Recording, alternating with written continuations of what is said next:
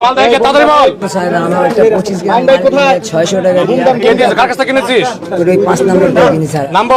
আমাদের মান্নার কাছে মাল নিয়েছিস? জি স্যার, 600 টাকা দিয়ে একটা 25 নিলে বস পুটলা বানাই স্যার। 600 টাকার মাল নিয়ে তুই বিক্রি করিস 1000 টাকা? না হ্যাঁ, আমি 1000 টাকা। তাহলে মান্না তোকে মাল দিয়েছে? মান্নার বাসা কয় নম্বরে? ওনার বাসা 5 নম্বর। উনি আচ্ছা চল মান্নার বাসা যাবো, চল। হ্যাঁ না এই সব সিরিয়াস করছে?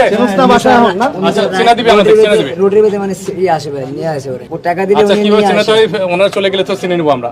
নাম বল। আমার নাম শাহ আলম। আপনার নাম কি? শাহ আলম। কতদিন ধরে ব্যবসা করছেন? বেশি দিন নয়, কি অল্প দিন আগে। আগে ওয়ার্কশপে কাজ করতাম। আপনি তো জানেন এটি অবৈধ, তাহলে কেন এখনো ব্যবসা করছেন? এই আমি বিষয়টি? প্রতিবন্ধী সেজন্য স্যার, আমি প্রতিবন্ধী কি করে খাবো? আমার গ্যারেজে কাজ করতাম, গ্যারেজে বেতন খুব ভালো করে দিত না। আমি বলছি স্যার, সত্যিই বলবো, আমি মিথ্যা বলবো না।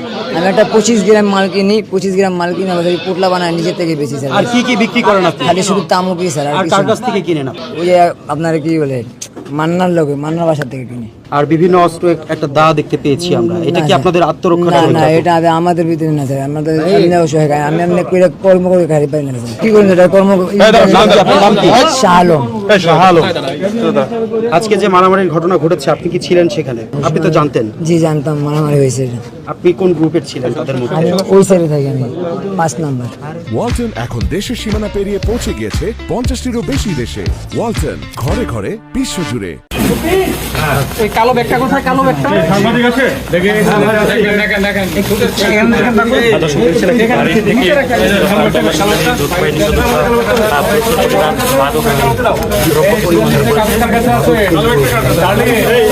চাকুটা কোথায়?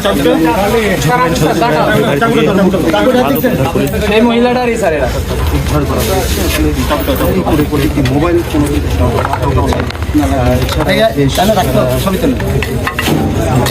একটি করে কিন্তু, এবং এমনকি একটি ধারালো অস্ত্র কিন্তু আমরা দেখতে পাচ্ছি।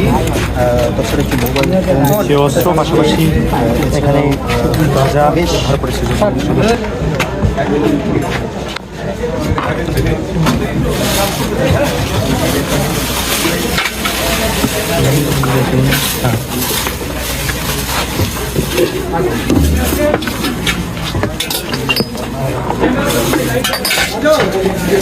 দেশীয় অস্ত্রগুলো কিন্তু তাদের কাছ থেকে কিন্তু আসলে পাওয়া যাচ্ছে।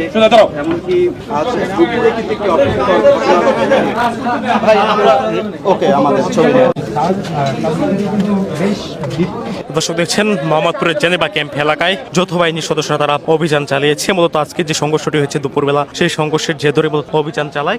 ইতিমধ্যে এই অভিযানে বেশ কয়েকজনকে আটক করেছে যৌথ বাহিনীর সদস্যরা। আপনারা দেখছেন কয়েকজন যুবক বা কিশোর বয়সী যারা রয়েছেন তাদেরকে দেশীয় অস্ত্র, মাদক সহ তাদেরকে আটক